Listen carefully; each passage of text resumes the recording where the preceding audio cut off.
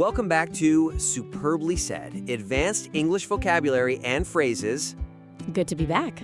And today we are looking at some seriously high-level language. We certainly are.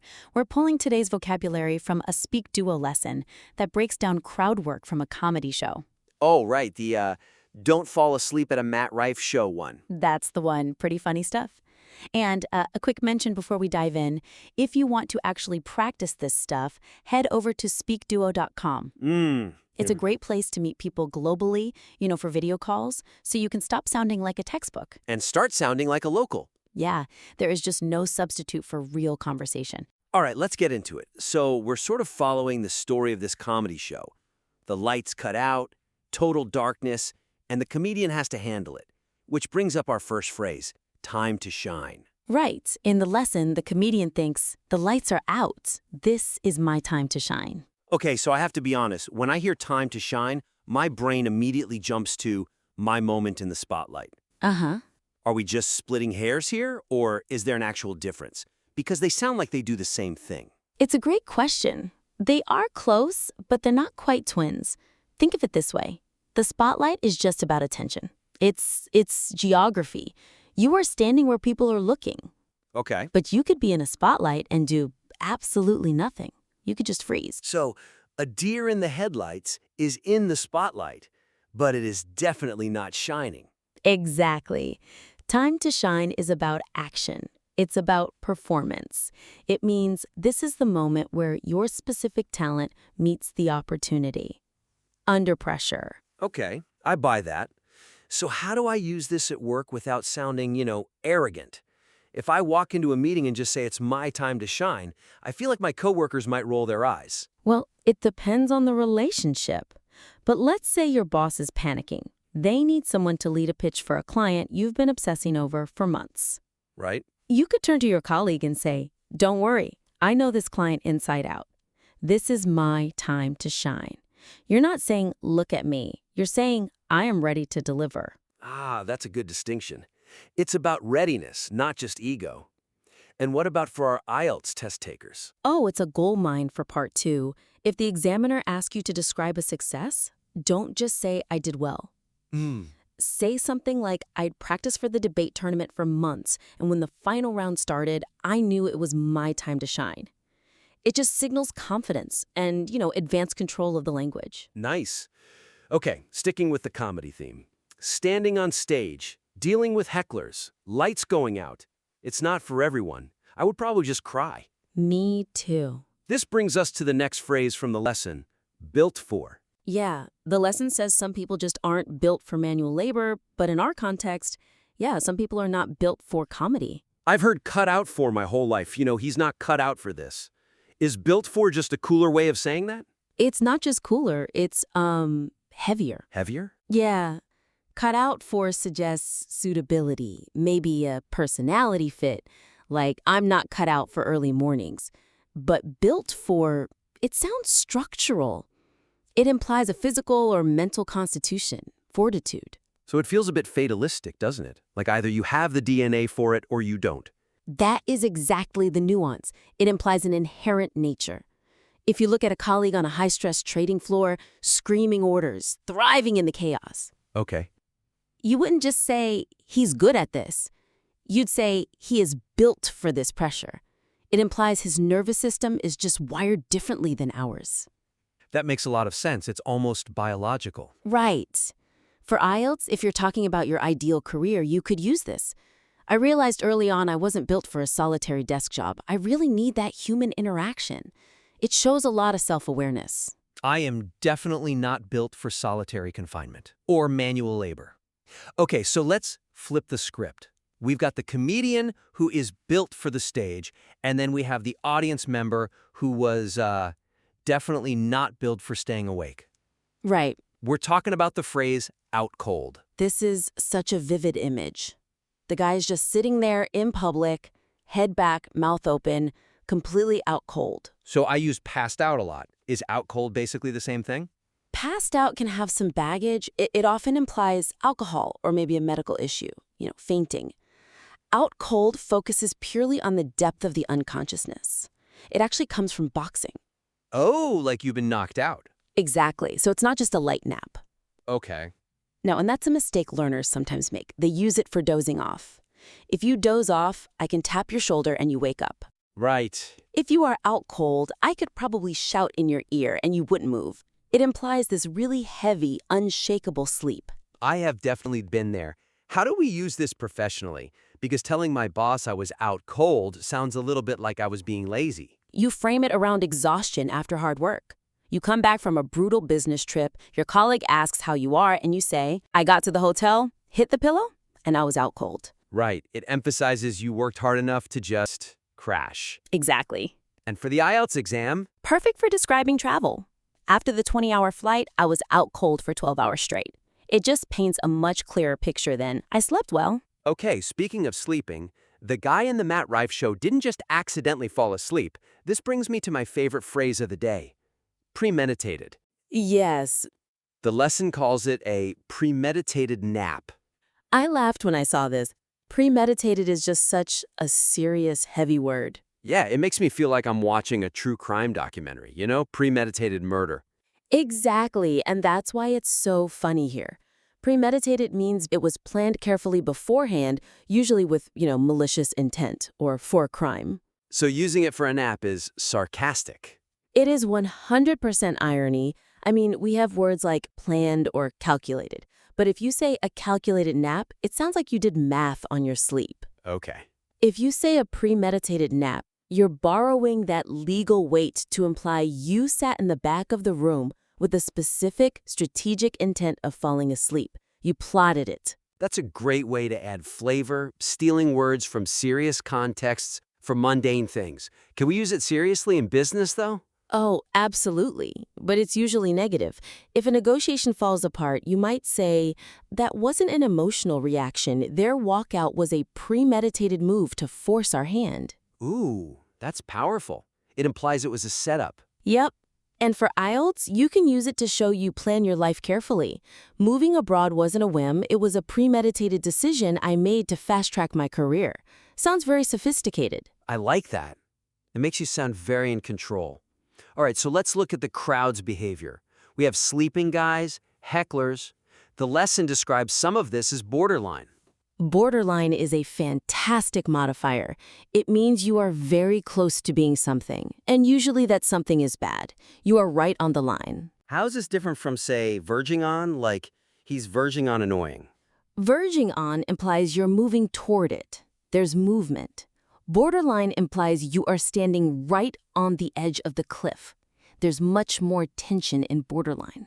Okay. If I say a joke is borderline offensive, I mean it's technically okay, but one more word and you are in trouble. So it's like a warning shot? Precisely. In the workplace, this is a great tool for diplomatic pushback. Instead of telling your boss, no, we can't do that, you say, the client's timeline is borderline impossible. I see. You aren't saying it's impossible, so you don't sound negative, but you are signaling that it probably won't happen. Exactly. It manages expectations. For IELTS, you could use it to describe extreme experiences. The heat in the subway was borderline unbearable. Sounds so much more native than just saying very hot. Okay. Next phrase. The lesson warns about startling people in the kitchen. The phrase is sneak up on. Don't sneak up on me while I'm cooking. A classic. Yeah, to sneak up on someone means to approach them quietly and secretly to catch them. I always get this mixed up with creep up on. Is there a real difference, or is it just like personal preference? There's a vibe difference. Creep is slow. A spider creeps. Fog creeps. It can be scary, but it's about that slow movement. Right. Sneak is about the intention to surprise or avoid detection. Sneak up on focuses on that moment you catch them. So sneaking has a goal. Yes, and we use sneak up on figuratively all the time in business. Like with deadlines? Deadlines, age, expenses.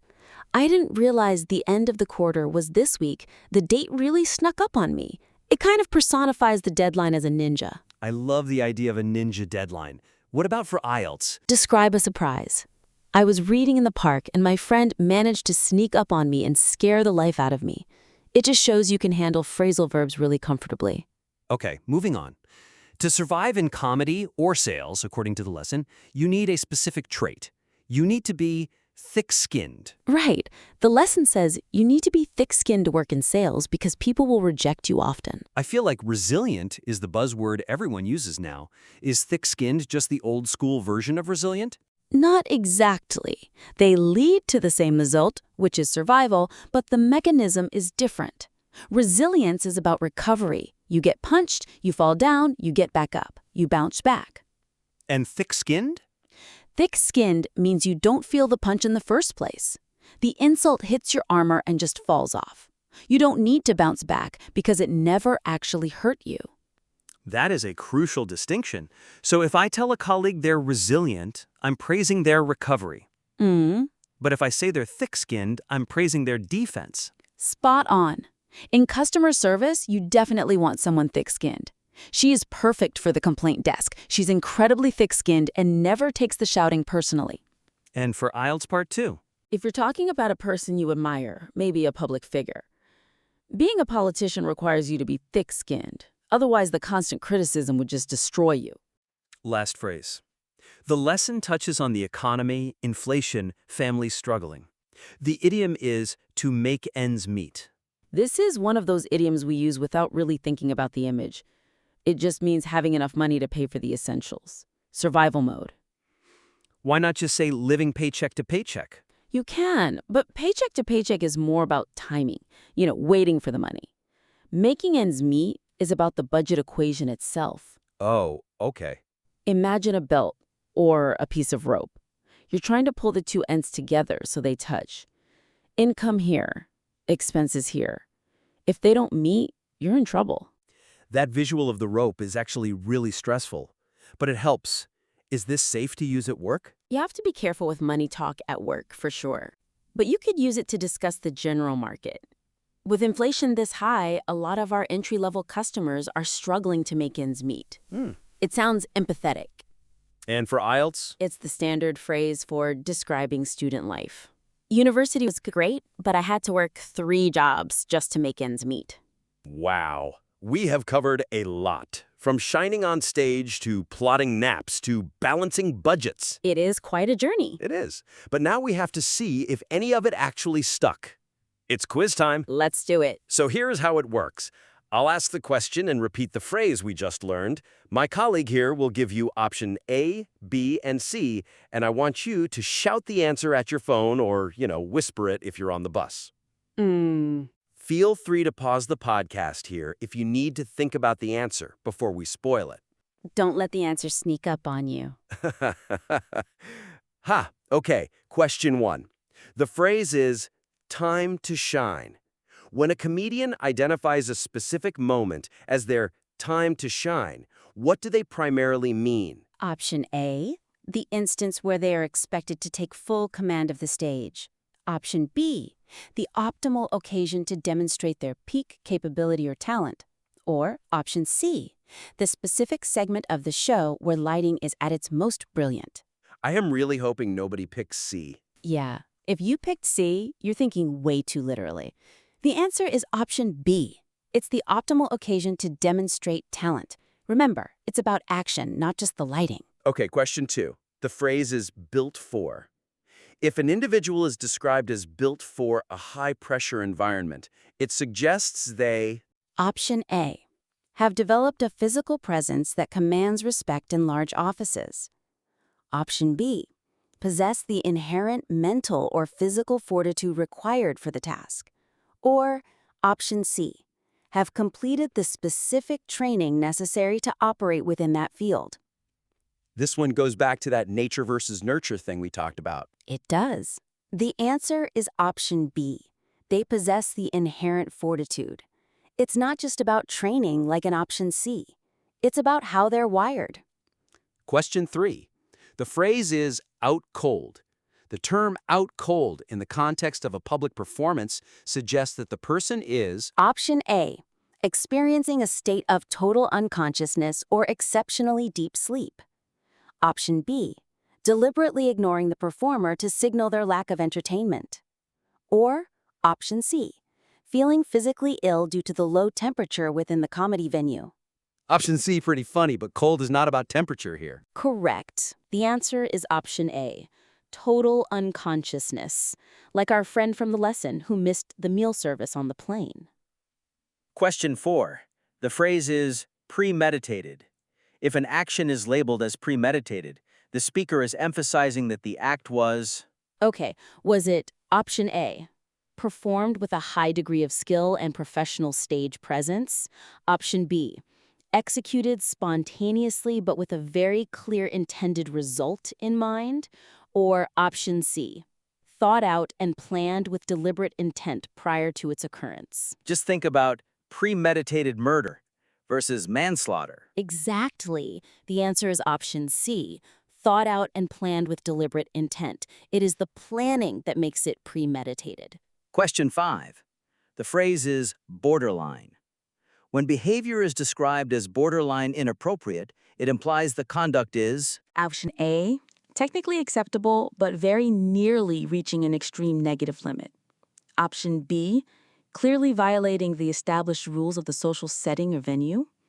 Or option C, confined to a specific geographic area or a particular group of people. It's all about living on the edge. It is. The answer is option A. It's technically acceptable, but you are right on the edge of that cliff. Question 6. The phrase is sneak up on. To sneak up on someone in a social context typically involves...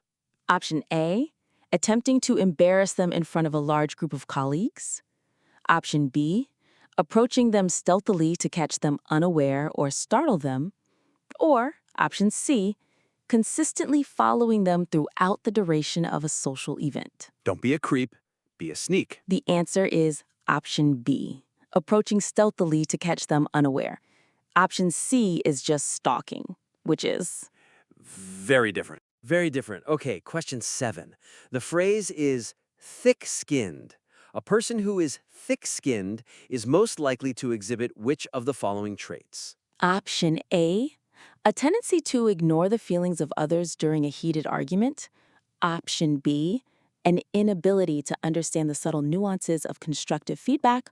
Or option C, a resilience that prevents them from being easily offended by insults. Remember that armor visualization? The answer is option C, a resilience that prevents offense. The insults just bounce right off. Final question, number 8. The phrase is make ends meet. If a student is struggling to make ends meet, their primary challenge is... Option A, managing to cover their essential living expenses with limited funds. Option B, finding enough time to finish all their academic and social obligations. Or option C, networking effectively to find a career path after their graduation. Think about the rope. The answer is option A, managing to cover essential living expenses, just trying to survive financially. All right, if you got 8 out of 8, you are definitely built for this. And if you didn't, don't worry. English is tough. That's why we're here. Absolutely. A quick reminder before we go, there is a community survey available via the QR code in the SpeakDuo lesson. If you like this, let them know. And check your email for the daily quiz and review. Repetition really is key. And if you're ready to stop just listening and start talking, go book a session at speakduo.com. Thanks for joining us for this critique of advanced vocabulary. Catch you next time.